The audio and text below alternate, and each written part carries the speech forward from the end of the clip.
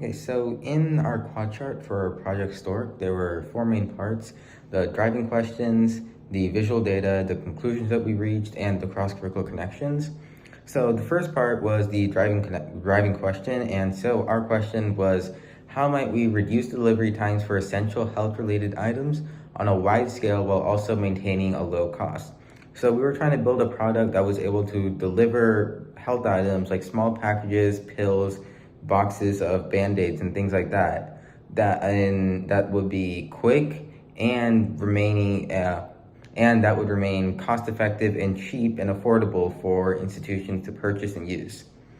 Visual data, we have four sections. Our flight plan, which basically details every step of a flight from the takeoff to opening the latches, deploying the parachutes, and dropping the box back to landing.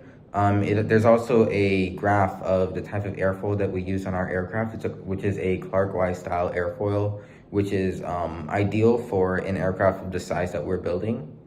And there's also a table about the results of our payload test. So before we mounted anything to the aircraft, we conducted a series of tests that with weights on each test and increasing the weight as we go on, just to find the weight limitations of the aircraft that we had, so that we could know our limitations and know how much space we had for our payload.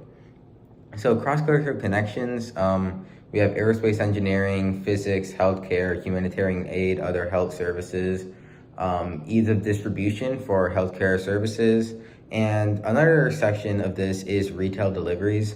Having deliveries for Amazon packages or Walmart packages would be expedited with a product like this.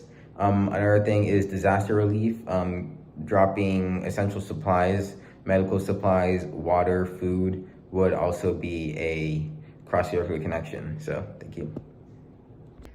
All right, I'm an A, and for Project Stork, what I mostly worked on the most is the payload systems, 3D designing and printing those out. And then I helped hook up the electronics and get it all wired up to the main electronics of the aircraft. Go. I'm Tyler. I'm William. I'm Mahesh. We're a parachute team. So this was our first prototype of the parachute. It popped out because it had an acrylic behind it, and it was made out of this type of material.